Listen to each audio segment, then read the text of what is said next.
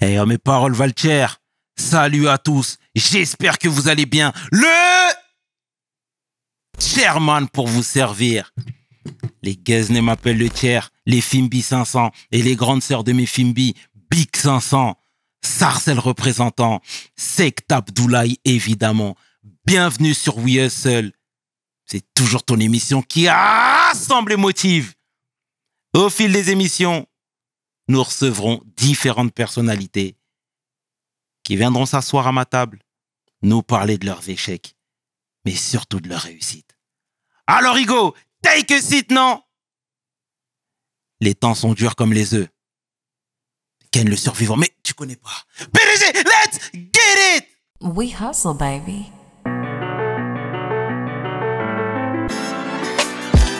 The chairman. We hustle, baby. The chairman. We hustle, baby.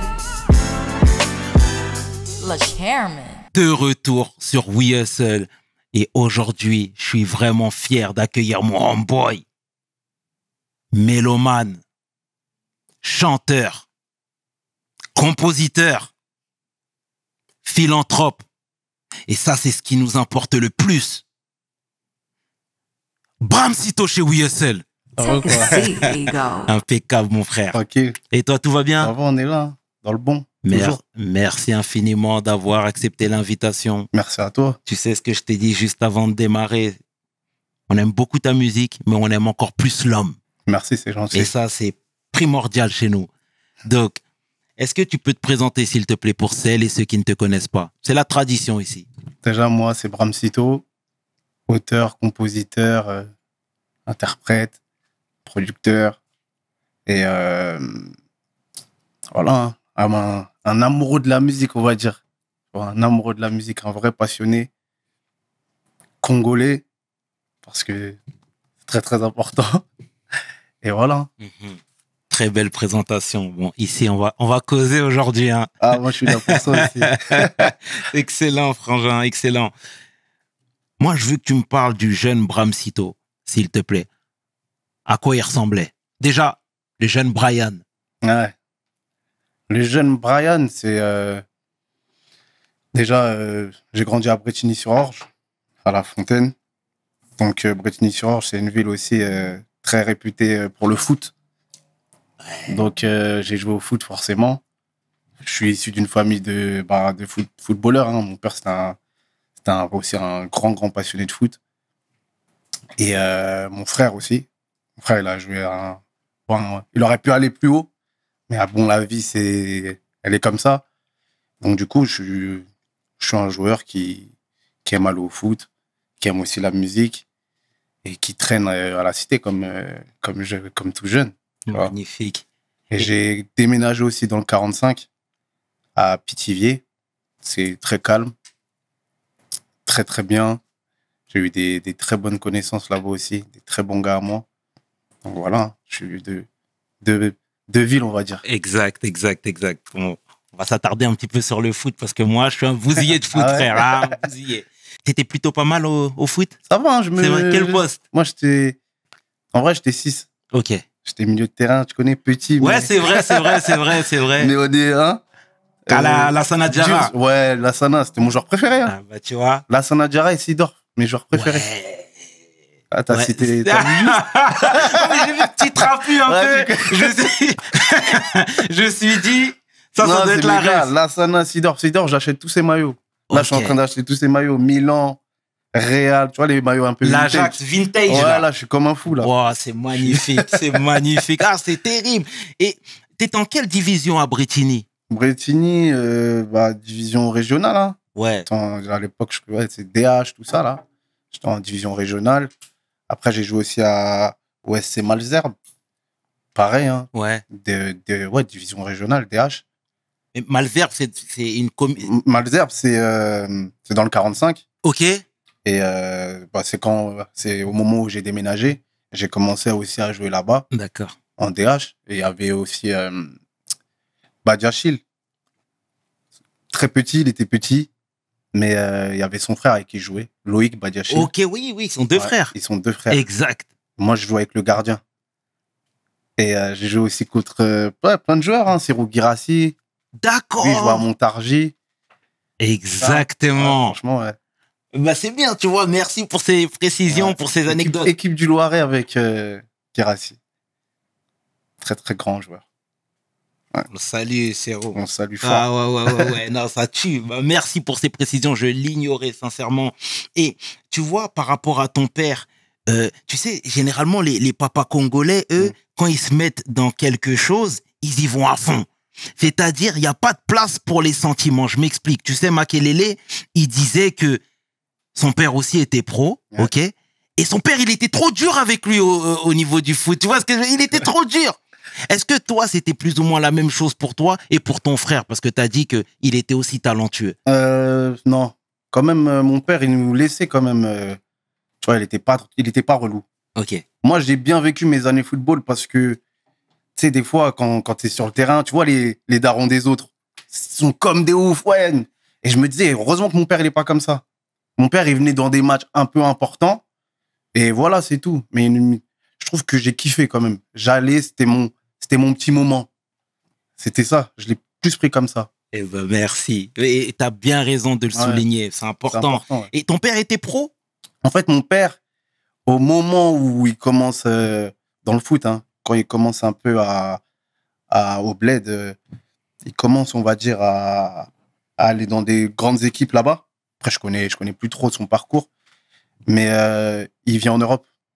En fait, là, il devait jouer à dans un club, je sais plus c'est quoi, je sais plus vraiment, je sais plus du tout. Mais en fait, il fait le choix d'aller en Europe, en fait. Donc, voilà. Des fois, il en parle un peu avec, je vois, il en parle avec du regret. Tu dis, ah ouais, 70 ans, tu sais, son rêve, c'était de jouer quand même peut-être à un niveau, et il en parle quand même avec beaucoup de regrets. Mais c'est la vie, hein. C'est la vie, totalement. la vie, ouais. Et donc, toi, ta jeunesse au sein du quartier La Fontaine, Ouais, c'était comment? C'était plutôt cool? plutôt cool, hein. C'est une cité très, très familiale, hein. On est très famille. C'est pas la jungle, tu vois, mais c'est un bon quartier. On a on a des bonnes valeurs. Tu sais, on est souvent branchés ensemble tout le temps. On se fait même encore aujourd'hui des barbecues, tu vois, des trucs. Franchement, j'aime beaucoup ce quartier parce que c'est aussi ça fait de moi la personne que je suis, tu vois. Donc, c'est super important je reviens souvent, même très souvent au quartier, voir les gens, voir les frérots avec qui j'ai grandi. C'est un gros big up à Mamadou Kouaté, à tous mes frérots, et voilà. Et l'ambiance au sein du foyer était Ouais. laquelle? Tu vivais sous le rythme de la rumba congolaise? Ouais, en vrai, ouais.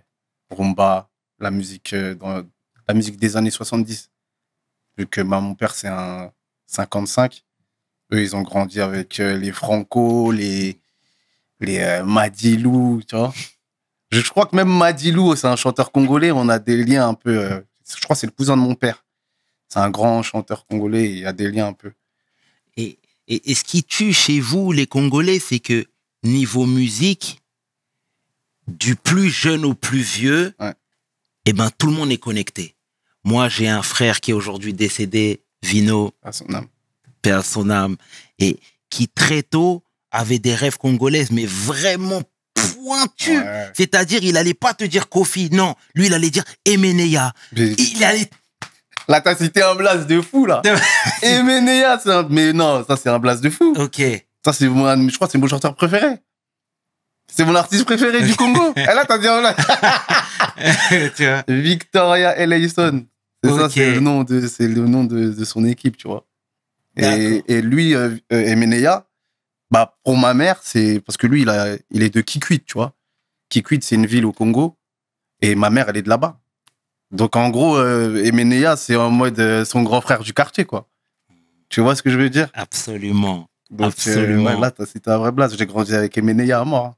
Et c'est ça, à niveau d'un point de vue musical, vous êtes tous calés. Ouais. J'ai presque envie de te dire, chez certains, c'est comme une religion même, la musique. Ouais, en fait, en vrai, C'est très important. très, très important. Ça nous touche de ouf.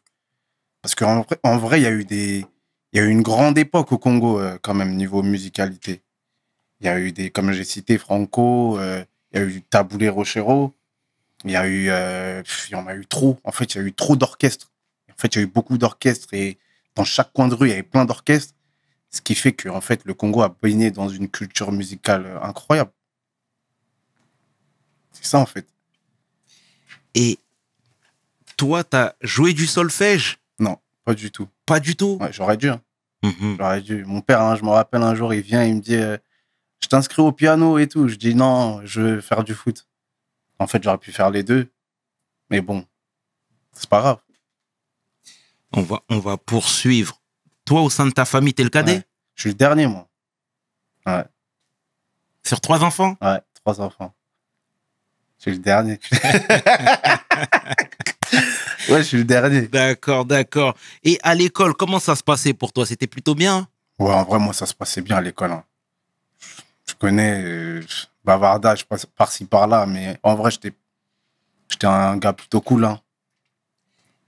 Bonne note, ça va, tranquille. Ça fait plaisir, frangin. Et on pose régulièrement ces questions parce que c'est important aussi de montrer aux plus jeunes ô combien il faut pas minimiser cet aspect. Ouais. Tu vois ce que je veux Ouais, dire? l'école, c'est important. Hein. C'est super important, Ouais, frangin.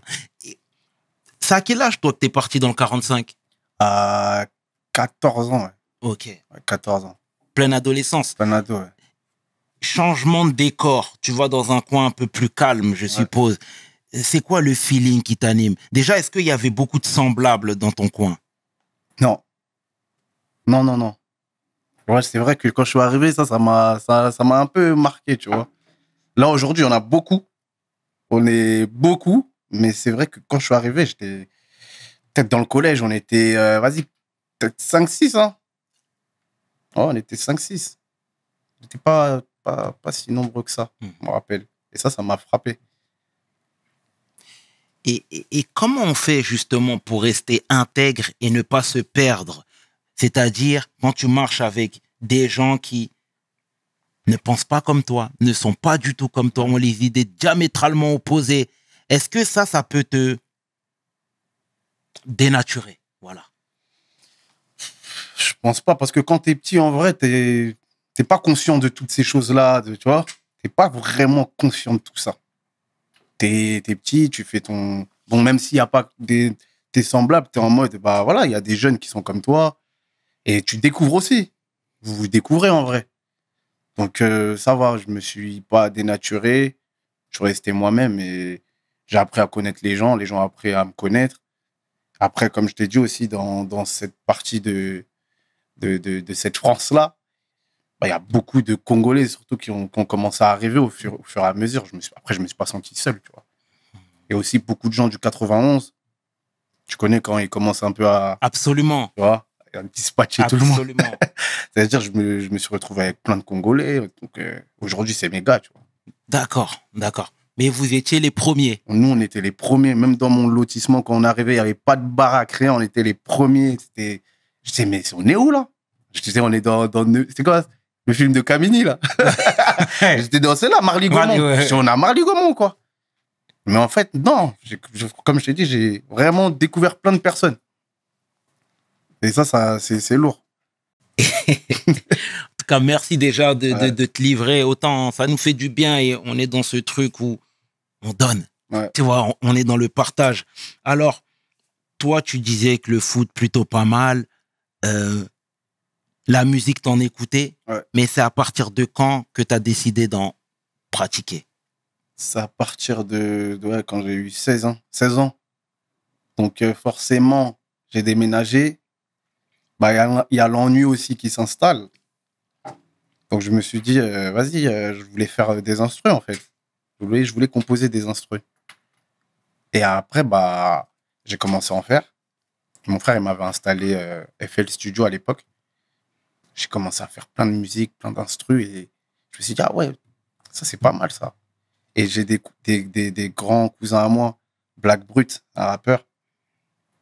Gros big up à Black Brut. Et Monsieur X aussi, qui m'ont beaucoup aidé dans cette période-là, en fait. Vu que je faisais des instrus, et je commençais à faire des instrus très, très, très tôt à Black Brut. Ok. Et Black Brut, rappeur de Corbeil-Essonnes, Absolument. qui avait fait son album. Je crois que j'avais 16 ans et j'avais fait au moins 8 prods dans son album. J'avais fait 8 prods dans son album. Je crois qu'il y a même un son à l'époque. Il a posé même avec Niro. Je crois Niro, il est même pas au courant, je crois. Niro, McGregor, Black Brut. J'avais 16 ans, j'ai fait l'instru. 16, 17, ouais, 16 ans. J'ai fait l'instru. Et ouais, non, c'est ça eux, ils m'ont beaucoup aidé. Et j'ai fait plein de projets avec eux. Ils m'ont acheté des PC. Monsieur X m'a acheté un PC avec lequel j'ai pu... je vais même pas dire Monsieur X. Jonathan, avec lequel j'ai pu composer, tu vois. C'est celle-là. Le hustle. Le travail, le vrai charbon. Mais tu vois, c'est marrant parce que tout à l'heure, tu disais que t'avais jamais fait de solfège. Ouais. Rien du tout. Tu étais limite même pas intéressé.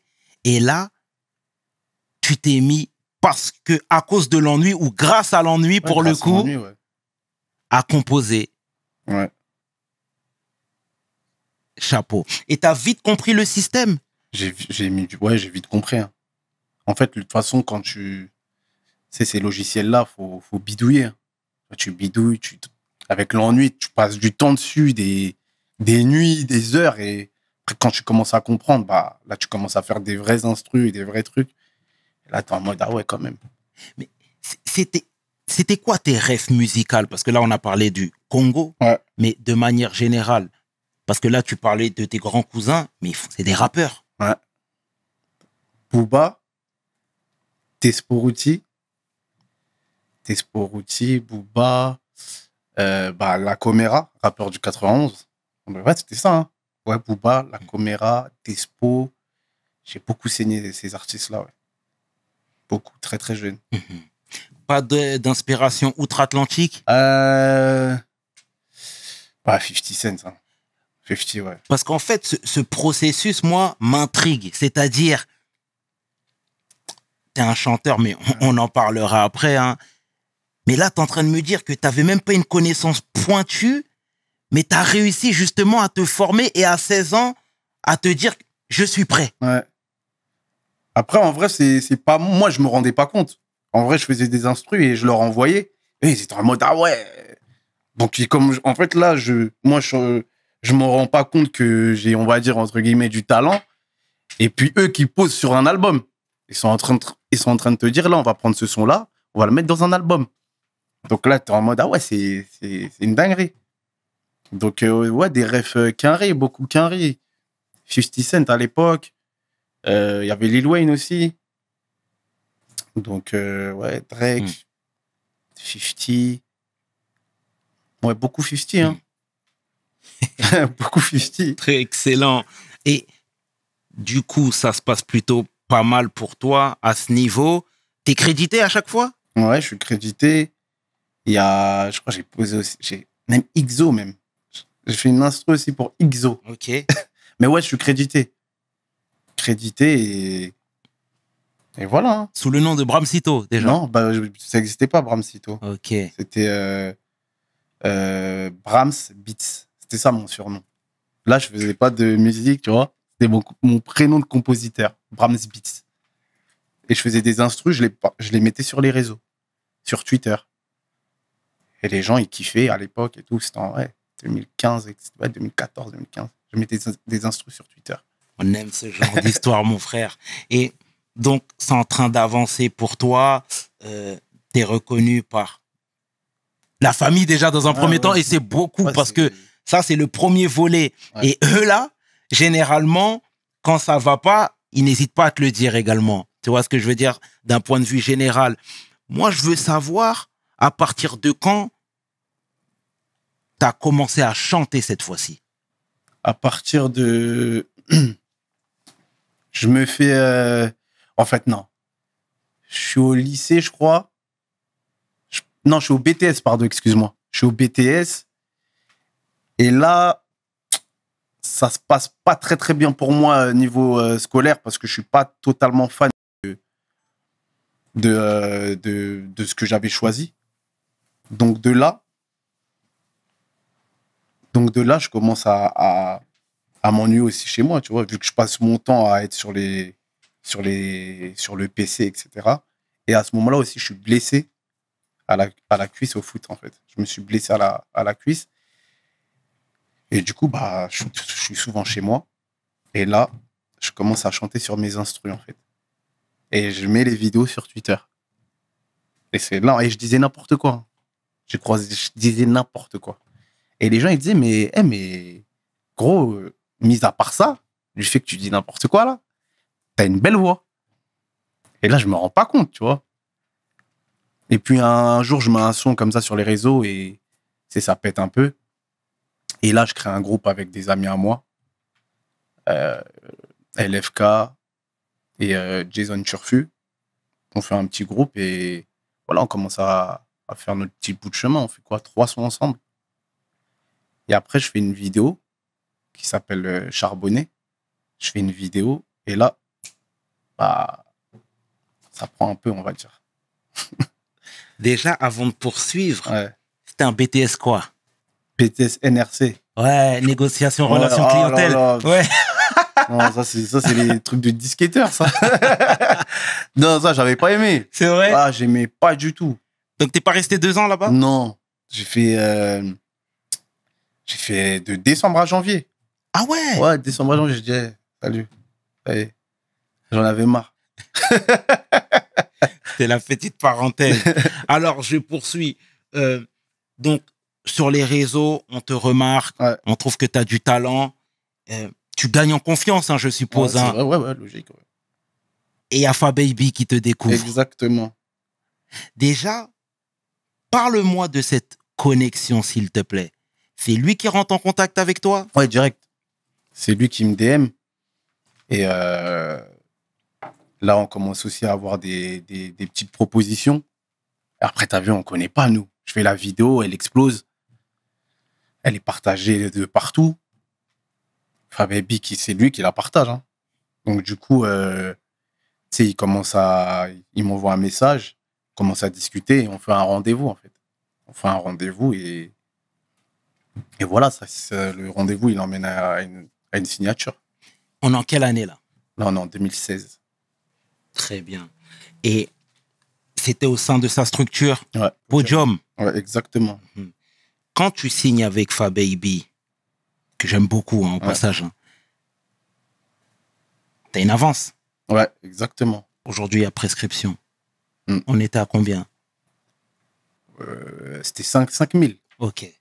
Très bien. Non, mais en Non. vrai, cette avance-là, Ouais. nous, on avait des problèmes à la baraque. La daronne, elle a eu un très, très gros problème à son travail. En plus, tu as vu là, on est, comme je te dis, on est dans le 45. C'est un peu la France profonde. Ma mère, elle va au travail, il se passe plein de problèmes. Ce qui fait que maintenant, elle a subi du racisme et ils lui ont fait un coup bizarre. Elle est privée de salaire. Moi, on va dire que cette avance-là, elle arrive au bon moment. Tu vois? Absolument. Aujourd'hui, si tu me dis cette avance-là, on Non, mais va rigoler. Mais t'as vu, cette avance-là, elle a servi à payer des problèmes de baraque. Ça veut dire que ça a servi vraiment à payer des sacrés problèmes. Il faut savoir un truc aussi, c'est que quand je fais cette vidéo, je crois cette vidéo, je la poste le 17 juillet. Le 15, mon père, il fait un AVC. Tu vois? Il fait un AVC. Et je fais cette vidéo. En vrai, déjà, la première phrase de ce freestyle, c'est « Tu sais, papa, je suis débrouillard ». Tu vois ce que je veux dire? Donc, non, c'était vraiment une période compliquée au sein dans la maison. C'était vraiment compliqué. t'as agi dans l'urgence. On a agi dans l'urgence. Et pour être totalement honnête avec toi, c'est une décision d'homme parce que il y avait des besoins à la maison et t'as remonté les manches. Ouais, Tu vois? exactement. Moi, je peux que saluer Frangin. Alors, t'es avec Fababy, t'es en train de te professionnaliser parce Là, que ouais. Fababy, il a une sacrée plume. Sacrée plume. Fababy. Il a une... C'est bien de le préciser. Non, ça, c'est Il- indéniable. Absolument. Il a une sacrée plume. Il a une belle oreille musicale. Exactement. Et s'il jette son dévolu sur toi, c'est qu'il a senti le potentiel. Donc, moi, je veux que tu me parles de la relation de travail que tu as entretenue avec lui. Fababy, on était très proches. Hein. J'étais souvent là-bas, j'étais souvent avec lui. Et j'ai beaucoup appris, on va dire. Là, à ce moment-là, comme tu as dit, je commence à me professionnaliser. Je commence à comprendre un peu, très jeune, un peu le milieu, tu vois. Absolument. Comment les gens fonctionnent, comment tu dois être. Donc, je commence à voir plein de choses. Et après, lui aussi, il a eu plein de problèmes. Donc, tu sais, il me donnait un peu des conseils et tout. Donc, non, Fababy, c'était une expérience quand même. Et on est en 2016. Ouais. Fababy, après, arrête-moi si je me trompe, mais n'est pas au top de son game. Exactement. Est-ce que déjà, il y a des gens qui t'ont fait sentir que c'était peut-être pas la meilleure option pour toi? Si, il y avait des... Si on doit se dire les choses. Oui, bien sûr. Il y a des gens qui m'ont fait savoir. Ouais, non, fallait pas aller là. J'ai dit, j'étais très jeune.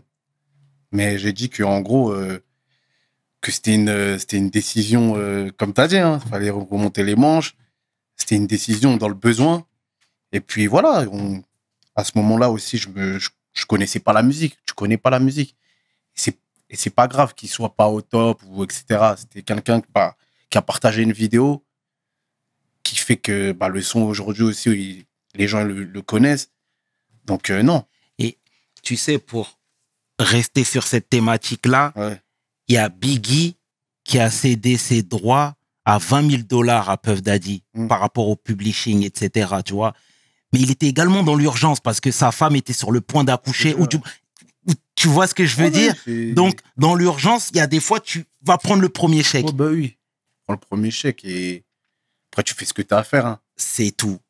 Tu fais ce que tu as à faire. Et vous êtes restés combien de temps à bosser ensemble? J'ai fait août 2016, fin 2017 peut-être. Ouais, peut-être mi-2017. Parce que tu sais, nous on l'a reçu Fababy aussi, Ouais. que j'aime beaucoup, que je salue fraternellement, et qui m'a dit, hors antenne, je le dis Fab, je pense que c'était pas un secret, il faut le dire, que votre séparation lui a fait beaucoup de mal.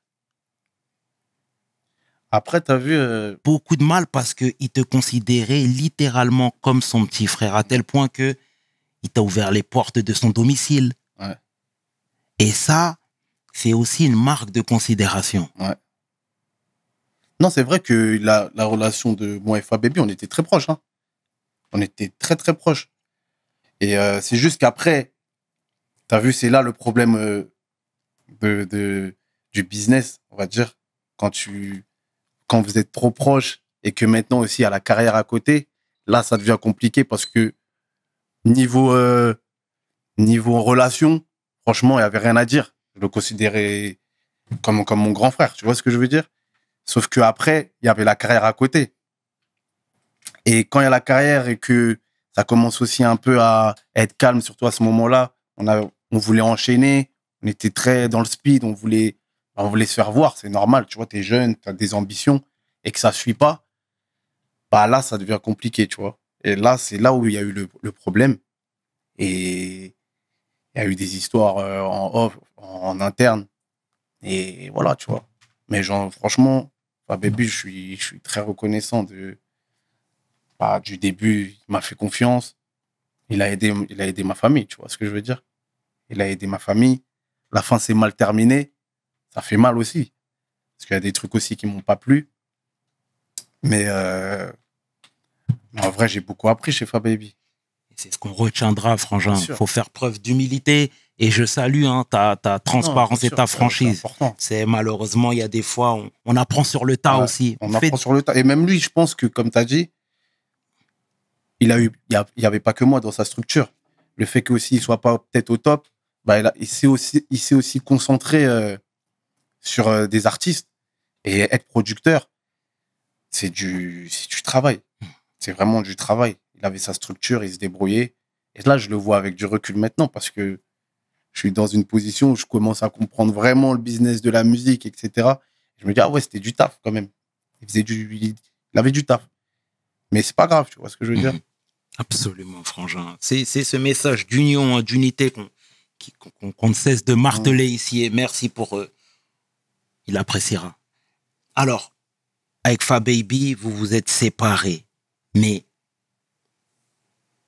j'ai bien compris que chacun avait ses torts et c'est des choses qui arrivent. Ouais.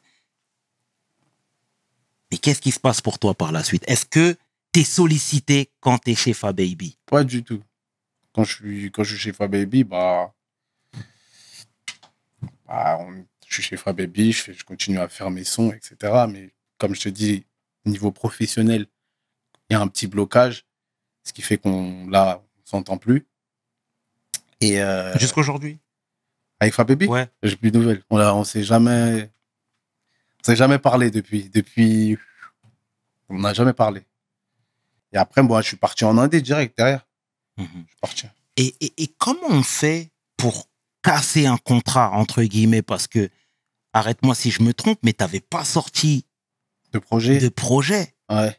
Et lui, il a quand même investi sur toi. Ouais, c'est vrai. Qu'il a récupéré d'ailleurs. T'as vu, après l'âge, comme je te dis, j'étais jeune. Moi, il y avait mon frère aussi qui était avec moi. J'étais jeune, ça fait que j'ai même plus souvenir de comment ça s'est passé. Je sais qu'il y a eu un avocat, il y a eu un truc, etc. Et que, vas-y, on pouvait casser le contrat pour continuer notre chemin, tu vois. D'accord. Mais sinon, en soi, je te jure, j'ai plus de souvenirs. Faudrait que je demande. D'accord. On avance. Donc, tu retournes en Indé. Ouais, exact. Après avoir pris l'expérience de Fab. Ouais. Entre autres. Mais c'est ton CV. C'est une expérience. Ouais. Absolument. Donc, tu es en train de composer, tu es en train de chanter également. Ça marche plutôt bien, tu as des bons retours. Ou bien c'est plutôt en dents de scie. Là, c'était très calme. Hein. Ah ouais, c'est très calme. Ça veut dire que même en vrai, les sons que je faisais, ils étaient sur la page de Fababy. Tu vois, ils étaient sur Podium. Donc là, tu repars de zéro.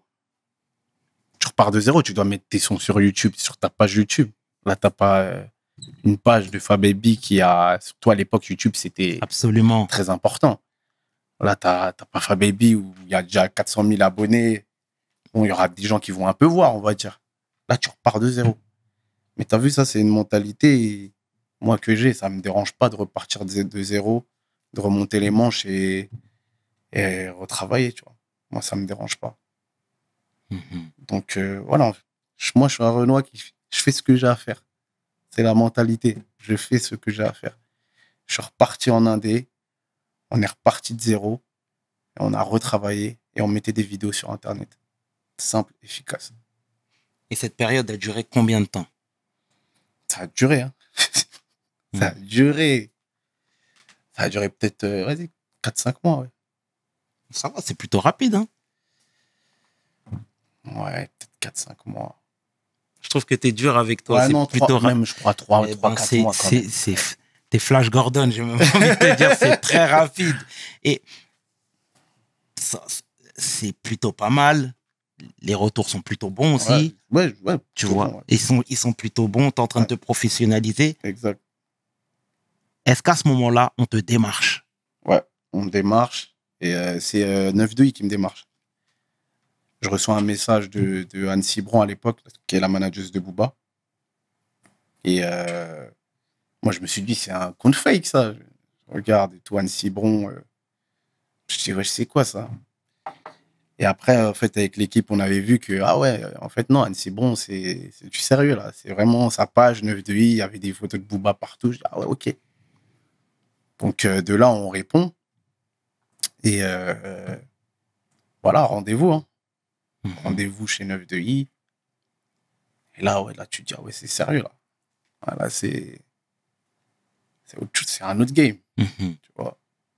Donc, ouais, rendez-vous chez 9-2i. D'accord.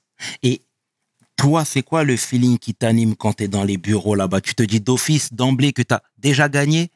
L'expérience de chez Fababy me dit que quand tu signes, ça ne veut rien dire. Tu vois? L'expérience de quand je signe chez Fababy, bah ça reste toujours du travail, la musique. Tu vois? Donc, en fait, je me dis, c'est pas parce que tu vas peut-être signer chez Booba que tu vas être Michael Jackson, tu vois. Donc, je suis en mode, voilà, on va dire que ça fait plaisir que une équipe comme 9-2i reconnaît ce que je propose. Donc, voilà. Dans ma tête, c'est pas gagné. Et c'est très bien parce que tu as vraiment les pieds sur terre. Hein. Et là, en termes de confort, ok? Ouais. Parce que tu disais que c'était compliqué pour ta mère, Ouais. pour ton père aussi en l'occurrence. Est-ce que là, on est mieux financièrement déjà? Oui, là, quand je signe? Quand tu signes? Ouais, oui, là. Oui, c'est... Et tu sais, moi, c'est important parce que ici, on est à propos des détails et tous les deux, on est foot. Hein, ouais. Et tout le temps, le consultant Christophe Dugarry, il dit que quand tu rentres dans la grande machine, eh ben, c'est un professionnalisme à tous les niveaux. Ouais. Tu vois, c'est-à-dire arriver à l'heure, s'entraîner 2 fois plus que les autres, aller au charbon, quoi, 2 fois plus que les autres. Là, en l'occurrence, tu rentres dans une grande structure, une grande machine. Tu sens que c'est la même chose? Ouais. Ouais, ouais. Ouais, c'est autre chose. C'est vraiment autre chose. Mais après, moi, quand j'arrive, j'ai un projet de prêt. Tu vois? J'ai un projet qui est déjà prêt. Ça veut dire que quand le projet, il est déjà, on va dire, il est déjà prêt, mais t'as Booba qui commence à écouter les sons. Voilà, ça, je garde, ça, on le jette, ça, vas-y. Mais je continue à faire du son en parallèle pour construire cet album. Mais c'est vrai que là, tu travailles 2 fois plus que les autres parce que là, l'exposition de Booba, surtout à l'époque, je crois qu'il avait son compte à 5 millions d'abonnés. C'est une exposition, c'est une exposition de fou, tu vois.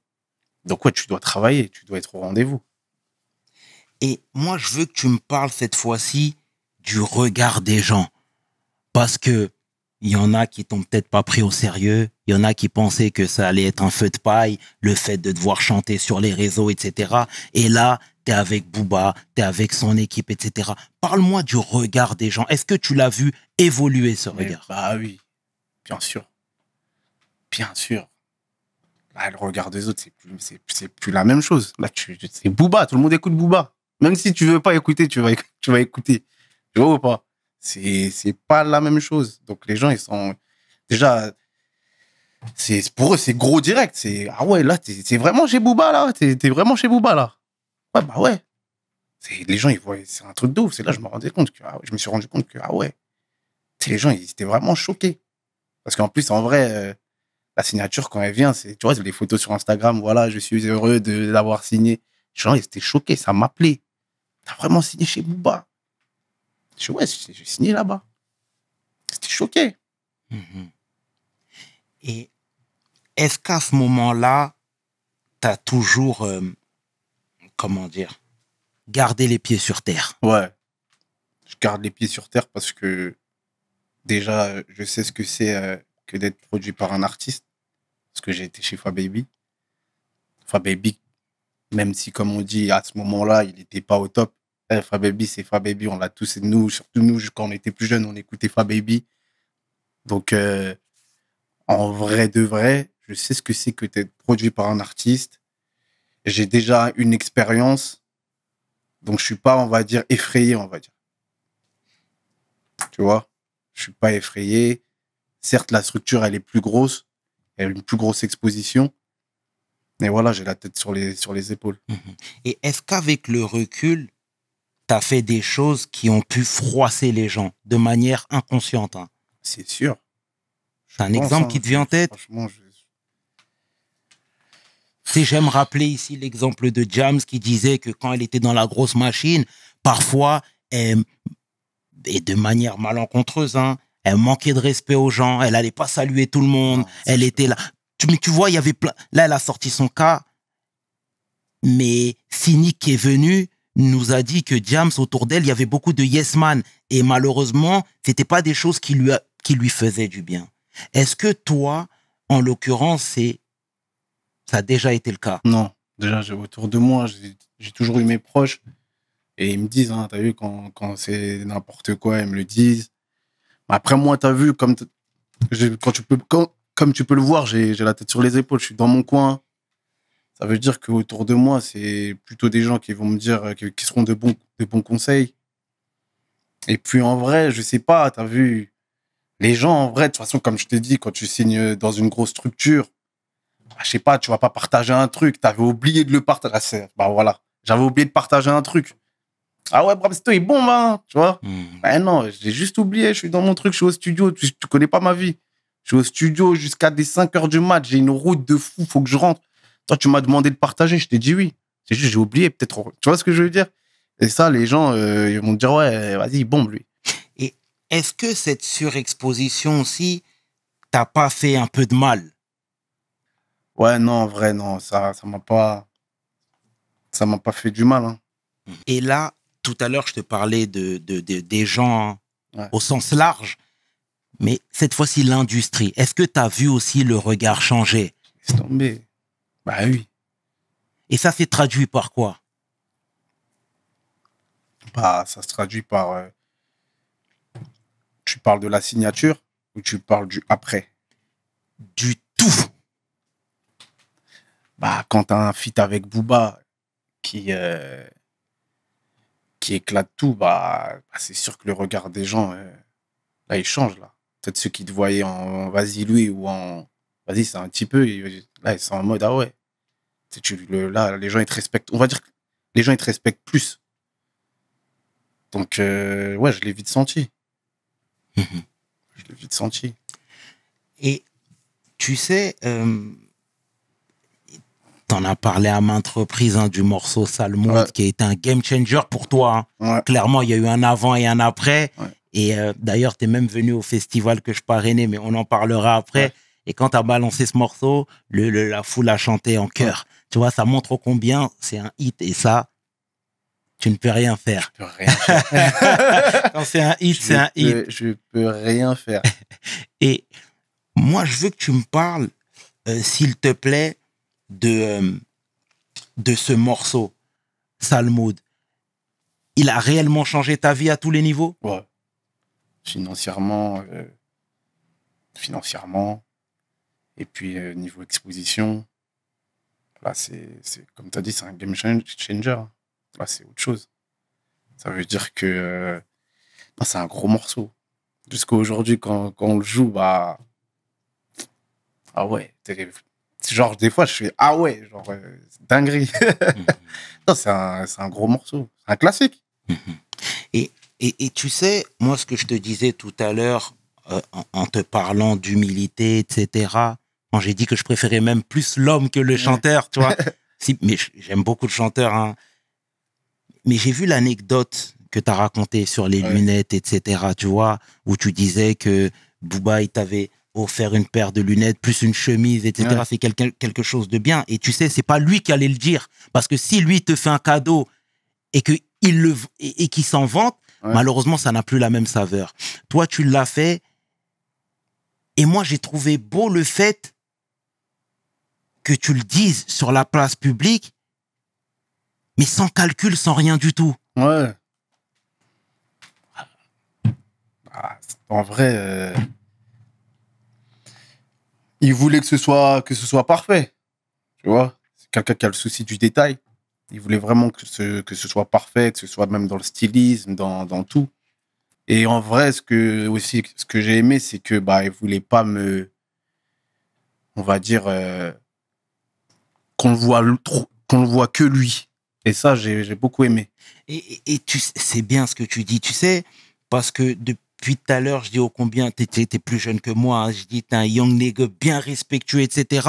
Mais il n'est pas obligé de le faire. Il aurait pu dire get the fuck out of here d'ici, on fait le clip et tu pars. Et en vrai, non, j'ai pas eu de problème. Et le fait qu'aussi, il voulait que tout soit parfait, comme j'ai dit aussi, même dans les couplets, dans le clip, les gens ils voyaient pas, tu vois. Mais dans les prises, t'as vu, il faisait son couplet.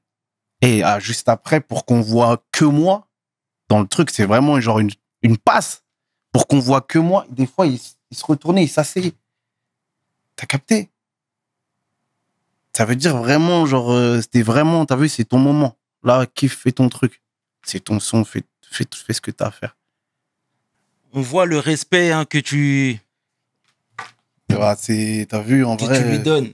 Bah, t'as vu, en vrai, c'est comme t'as dit, hein, ça a changé ma vie. Hein. Ça a vraiment changé ma vie. Ça a changé ma vie. Ce son-là, il a changé ma vie. Et je vais rester sur le point, sur l'industrie. Ouais. Là, t'as un single de diamant. Ouais. On t'appelle pour ghostwriter? Ouais, exact. Ouais, beaucoup, ouais. Pour composer? Ouais, ça peut arriver aussi. On s'en sort bien aussi quand on n'est que ghostwriter? Ouais. Ouais, quand même. Ah oui. Ça veut dire que j'ai beaucoup bossé avec beaucoup d'artistes. Et ça a été des hits aussi. Qui, par exemple? J'ai fait Eva. J'ai fait Fally Ipupa beaucoup aussi. Ouais. Bah ouais. La culture, c'est la culture. Fally Ipupa. J'ai aussi bossé avec Matt Pokora.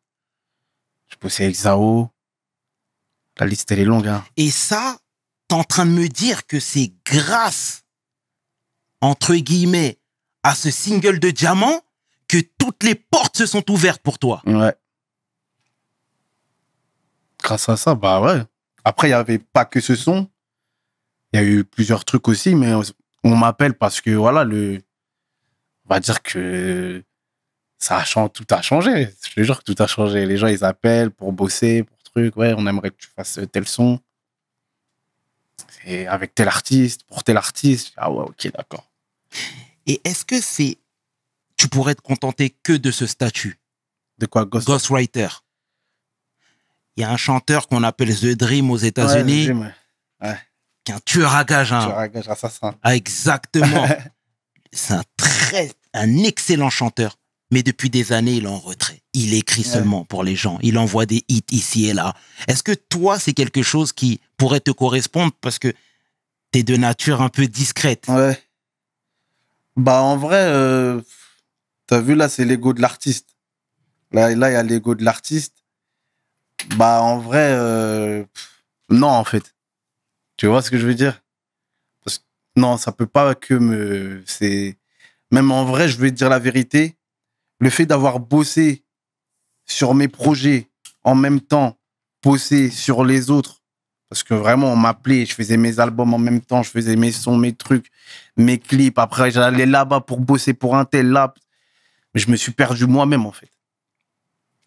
Je me suis vraiment perdu moi-même. Et quand je me suis perdu moi-même à ce moment-là, bah là, ça, c'est dépression. Burn-out. Je fais un burn-out.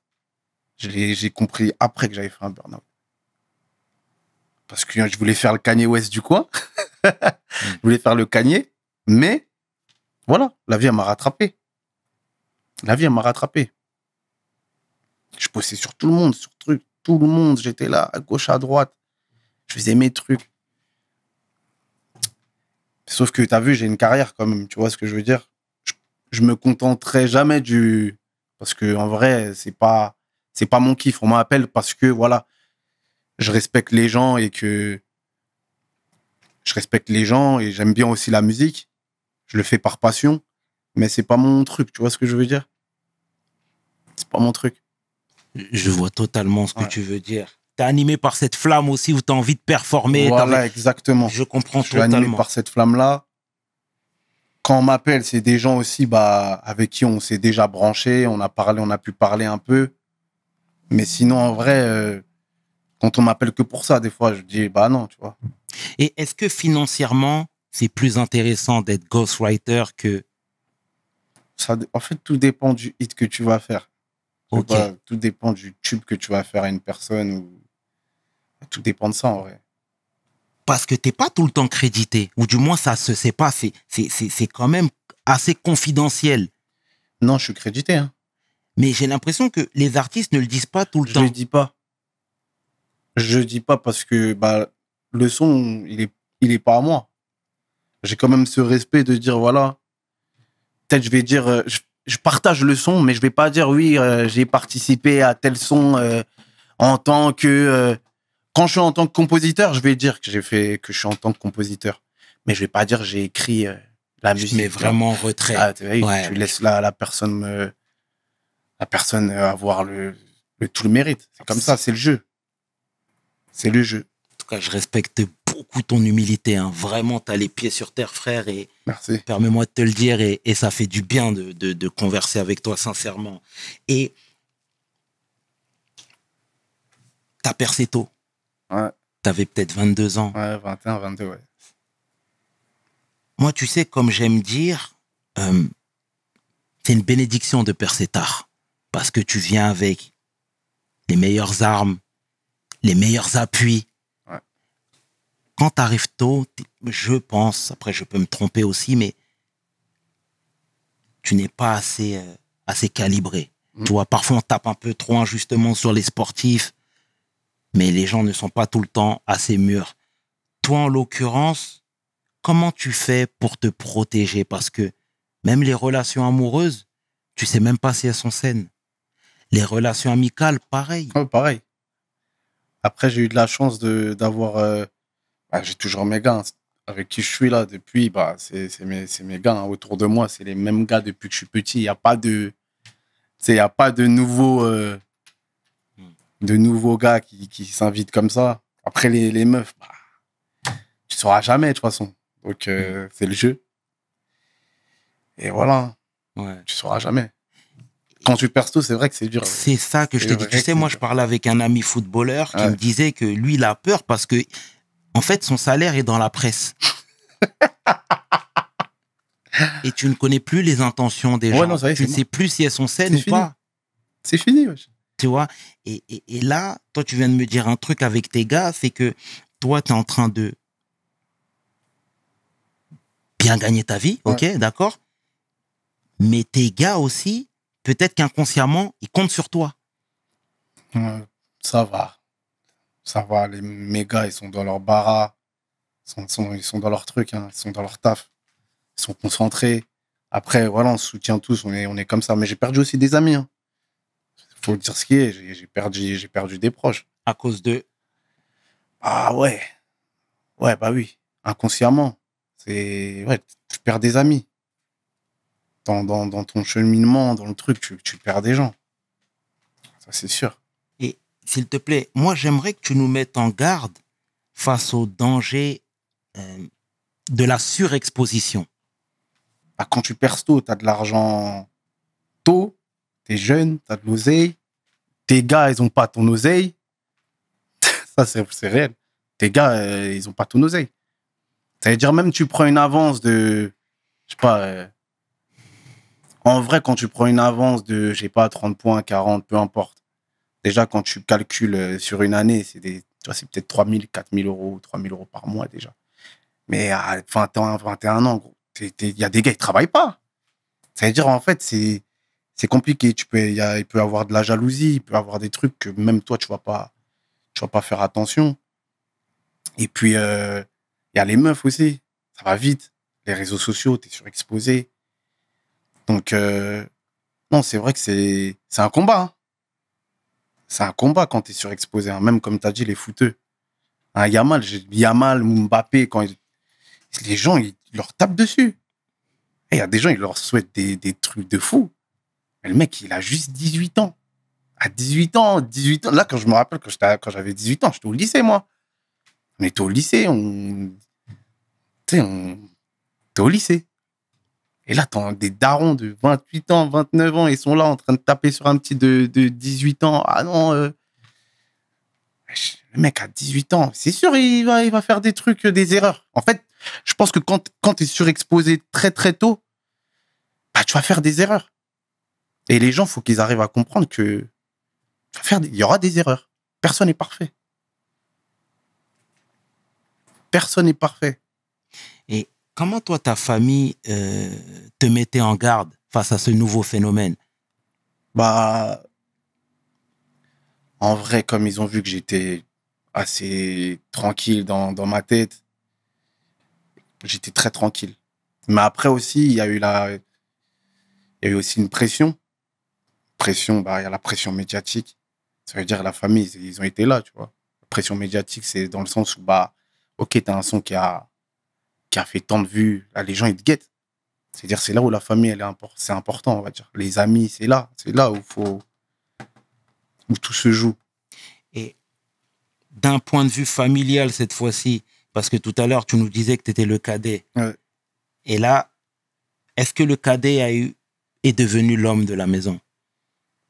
Modestement. Non.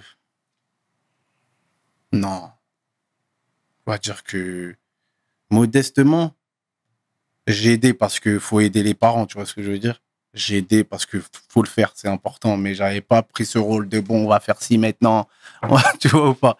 J'ai pas eu ce rôle-là. Quand il fallait aider parce que voilà, les parents, il faut les aider, c'est comme ça. Mais sinon, je suis resté à ma place. Hein. Je suis resté à ma place du petit dernier. Et tout à l'heure, tu parlais de l'AVC du papa. Ouais. Il s'en est sorti? Ouais, il s'en est sorti.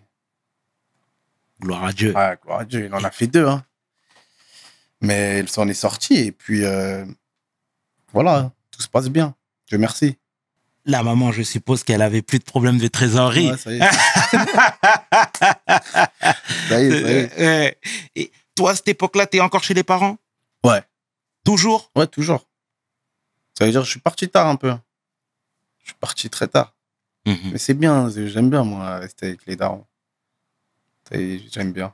D'accord. Mais t'as pas senti la pression familiale se resserrer autour de ta personne? Tu sais, Niska, qui est venu il y a quelque temps, nous disait que même au niveau détente, il a vu des comportements devenir bizarres. Non, moi, j'ai pas eu ça. Moi.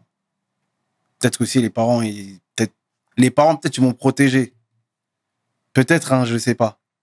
Mais c'est vrai que j'ai jamais eu, à l'égard des teutans et tout, des cléons, ouais, là, on a besoin de ci, de ça. Non, j'ai pas eu ça. Mais tout le monde est vraiment dans ma famille, tout le monde est fier de ce que j'ai pu faire ou de ce que je suis devenu. Ils me le rappellent toujours, tu vois. Mais en vrai, j'ai jamais eu de problèmes comme ça. C'est vrai que ça, c'est dur. Hein. Ouais, les problèmes comme ça, là, teutan qui dit, ouais, c'est dur. Bah, t'as été épargné. Et ça fait plaisir, franchement, que la famille ait fait front derrière toi comme ça. Donc, ça marche très bien pour toi. Ouais. Deuxième album. Et puis après, vous vous séparez. J'ai fait 3 albums. 3 albums, pardon. Et puis après, vous vous séparez. Ouais. Toujours en bon terme. Et ça, faut le préciser. Ouais. Ça fait du bien de l'entendre sincèrement. Et tu sais, par la suite, tu as connu un peu moins de succès, mais c'est des choses qui arrivent et ça fait partie de la vie d'un artiste. Tu sais, VG Dream qui était venu la dernière fois, il me disait que quand ça marchait moins bien pour lui, il entendait les rires moqueurs. Il entendait les gens moins bienveillants à son égard, mais des gens qu'il considérait comme ses amis, entre autres. Est-ce que pour toi, c'était la même chose? Non. J'ai pas eu de... Même les proches et tout, ils ont toujours été dans le... Tu vois, mon entourage, il a toujours été derrière moi. Donc, en fait, j'ai jamais ressenti de trucs bizarres. Après, oui, le succès, ça va, ça vient. Et je reste avant tout un passionné de musique. Ça veut dire qu'avec ou sans buzz, t'as vu... Avec ou sans buzz, je suis un passionné. Je suis un vrai passionné de musique. Je peux te parler de musique pendant... Laisse tomber. Ça veut dire que ça sert à rien, ça. Le buzz, pas de buzz, ta musique qui tourne ou qui tourne pas. Non. Et est-ce que t'as pensé investissement? Ouais. T'en as fait? Ouais, j'ai ouvert un studio d'enregistrement dans le 91. À Évry. Et il s'appelle Apollo 13 Records. Vous êtes les bienvenus. Et voilà, t'as vu, c'est vraiment bien. Après, on est en train de développer encore des trucs à côté. On essaie de bien réfléchir. Et voilà. Et est-ce que quand on gagne des sommes d'argent conséquentes,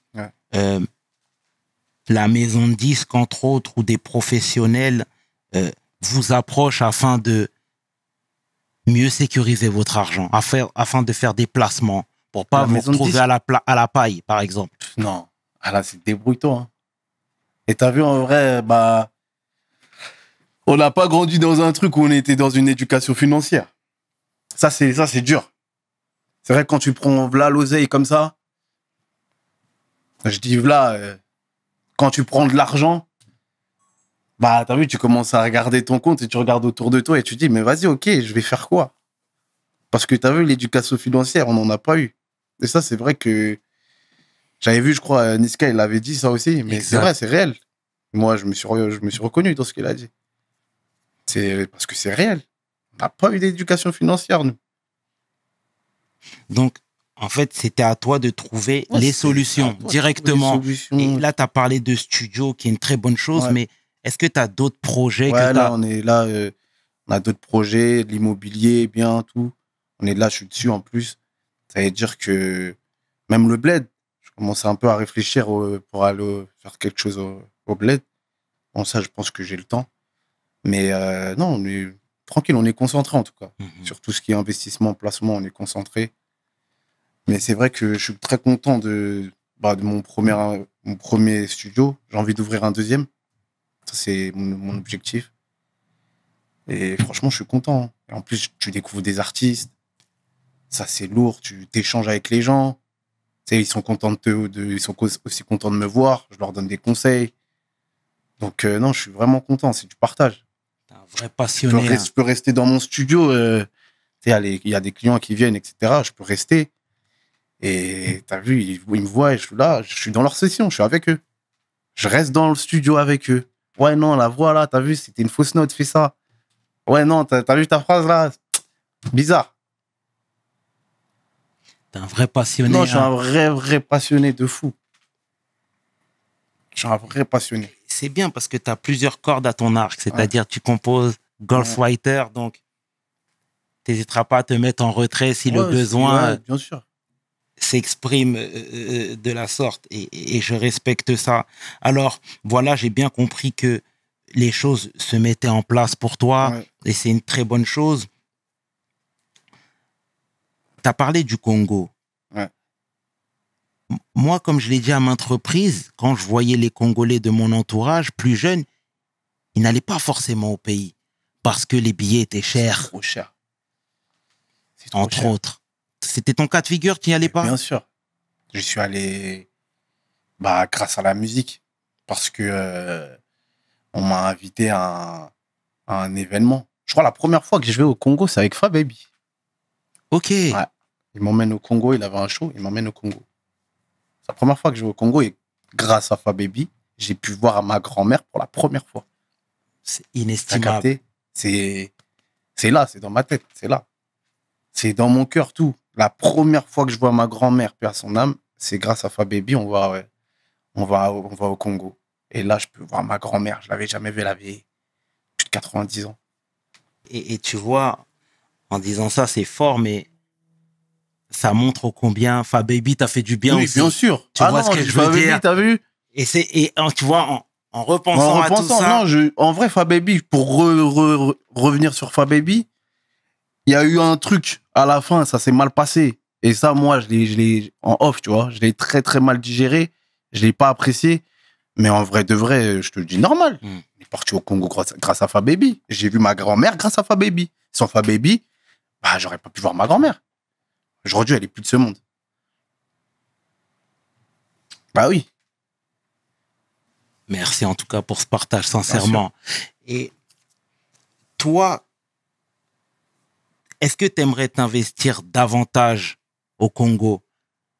T'aimerais monter des projets, par exemple? On réfléchit, hein. Ouais. On est vraiment dans la réflexion.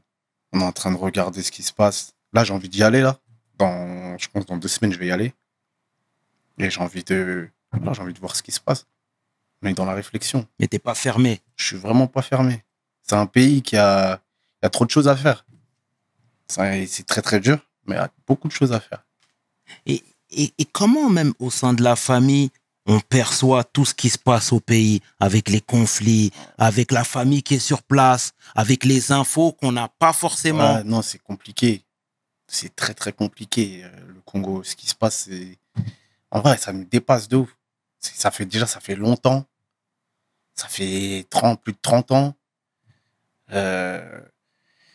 Franchement, on est dépassé. Moi, là, quand je vais voir les parents, c'est à la télé, il n'y a que ça. Ils mettent YouTube, c'est ce qui se passe. Ouais, il y a ci, il y a ça. Ah, c'est compliqué. Ça, c'est très, très compliqué ce qui se passe là-bas. Après, tu as vu, ma famille, elle est à Kinshasa. C'est très loin, mais très loin de ce qui se passe. Mais tu as vu, en vrai, c'est nos frères nos frères et nos sœurs qui se font tuer là-bas. Absolument. C'est un truc de fou. C'est un truc... Et on n'en parle pas. Et on n'en parle vraiment pas du tout. D'ailleurs, j'ai fait un son aussi parce que c'est une cause qui me touche de ouf. Et moi, généralement, quand un sujet comme ça me parle, me touche comme ça, je suis obligé d'en parler, mais en musique, tu vois, pour faire passer un message. Tu sais, il y a des gens, ils sont pas forcément au courant. Exactement. Ils sont pas au courant. Ils savent pas. C'est un des plus gros génocides, si ce n'est peut-être le plus gros, c'est un génocide. Et puis aussi, il faut pointer du doigt sur ceux qui dirigent le pays. Bah ouais. Il y a trop de zones d'ombre. C'est un pays instable. On aime bien pointer du doigt toujours les mêmes, mais vous aussi là, le pays, les chaos, vous faites rien. Ah ouais. Moi, je suis pour que le Congo soit libre, tu vois, soit en paix. Et, tu sais, il y a aussi des ONG sur place aussi qui bossent, etc. Est-ce que toi, tu as déjà été approché? Non. Non, j'ai jamais été approché. Tu serais ouvert, toi? Ouais, bien sûr. Moi, tu sais, tu connais. Hein. Bien sûr, bien sûr. Dès que c'est la bonne cause, je saute direct. Il n'y a pas de... Je réfléchis même pas.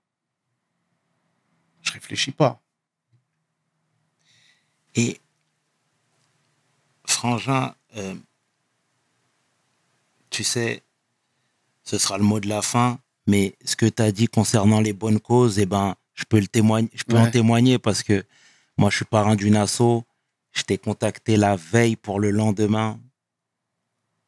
Tu n'as même pas hésité une demi-seconde. Et sur place, tu faisais des photos avec tout le monde, avec le public en situation de handicap, etc. Moi, c'est quelque chose qui m'a vraiment, vraiment, vraiment touché. Donc, je te le dis face caméra, merci pour tes bonnes actions, merci pour ta bonté, merci pour ton cœur, parce que c'est ça aussi un artiste, aller à la rencontre des gens. Et quand les gens te font du bien, moi, je fais partie de ceux qui pensent qu'il faut le dire. Tu vois, donc merci pour ce que tu as fait et sache que ça me touche et je l'oublierai pas, sincèrement. Et tu vois, on parle du projet Congo, etc. Est-ce que tu penses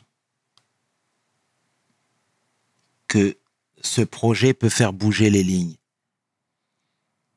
Je sais pas, je pense pas. Je pense que ça peut mettre en lumière ce qui se passe, le projet Congo, etc. Mais en soi, en vrai, tout ce qui tous ceux qui dirigent le pays, tous ceux qui sont là juste pour l'argent, tous ceux qui sont là. Est-ce que ça va, je sais pas, je pense pas. Moi, j'espère. Mais déjà, c'est une très bonne initiative. Le fait de faire ça, de faire ce projet. Mais après, le reste, est-ce que ça va suivre? Il faut que ça bouge. Il faut que ça bouge. J'ai l'impression que le but, c'est qu'il faut que ce pays soit dans le chaos parce que en fait, on est assis sur de l'or, en fait. Et en fait, j'ai l'impression que les gens, ils veulent que ce soit le chaos. Quand je dis les gens, je te parle des grandes puissances et ils veulent que ce soit le chaos parce que y a trop d'argent là-bas. On est assis sur de l'or. C'est une dinguerie. Et j'espère que ça va bouger qu'il y aura la paix dans mon pays, parce qu'il y a trop de frères et sœurs qui partent dans en plus dans des conditions, c'est atroce. Il y a des trucs de fou. Non, c'est instable. Ça me fait mal, hein, vraiment. Vraiment, quand je parle du pays, même avec les amis, ça nous touche vraiment. On est touchés, nous, les Congolais, hein, sur ça. Et est-ce qu'en ce moment, c'est safe d'aller au Congo? Oui, c'est safe. C'est-à-dire, c'est à l'est du pays, Oui. mais aller à Kinshasa même. Oui, c'est safe. Il n'y a pas de problème. Le pays, il est grand. Exact. Il est très, très grand, très, très, très grand. Je crois qu'il fait 5 ou 6, 7 fois la France. Là, c'est très, très grand. Mais quand tu y vas en tant qu'Européen, tu y vas. Tu dis, OK, je suis à Kinshasa, là, tu manges la vie, t'es là. Mais ah ouais, tu te dis, en fait, là, à 6, 7 ou 8 heures d'ici, là, il se passe des dingueries. Moi, quand j'étais là-bas, ça m'a marqué. Hein. C'est ça. Et puis même là-bas, tu sais, des fois, ils sont pas au courant de ce qui se passe. En vrai. Donc c'est chaud. C'est dur. C'est triste. Très, très, très, très dur. En tout cas, merci pour ton implication, pour tes mots. Et j'ai même pas les mots en vérité. Hein. C'est poignant, mais en espérant qu'une solution... Non, en espérant qu'une solution soit trouvée. Et que, que le Congo soit en paix et que voilà, hein, nos frères et sœurs à l'est du pays soient tranquilles. Ce sera le mot de la fin. En tout cas, Frangin, au nom de toute l'équipe de We Hustle, on te remercie pour ta venue, beaucoup. Ta simplicité, ta fraternité. Mais ça nous fait du bien de converser comme ça, sincèrement. Merci beaucoup. C'était le tiers et qui est 500. Tu peux inverser, les deux sont corrects. Avec mon homeboy, le Young Gunner, Bram Sito pour We Hustle. Mes paroles valent tiers. Peace! We hustle, baby.